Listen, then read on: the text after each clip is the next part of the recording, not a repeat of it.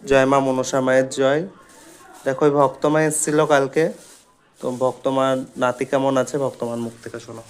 মা তুমি কবে এসেছিলা মা? আমি বৃহস্পতিবার দিন এসেছিলাম আচ্ছা আমার নাতিকে নিয়ে। আমার আচ্ছা নাতি খুব বড় একটা প্রবলেম হয়ে গেছিলো।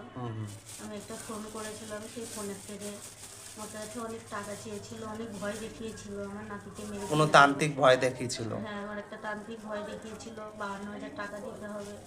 আচ্ছা, বাচ্চা তারপরে জন্ম মায়ের দিলে। এখানে এসেছিলাম। তারপরেও একটা খোঁজ পেয়ে আমার একটা বিয়ান আমাকে খোঁজ দিয়েছিল।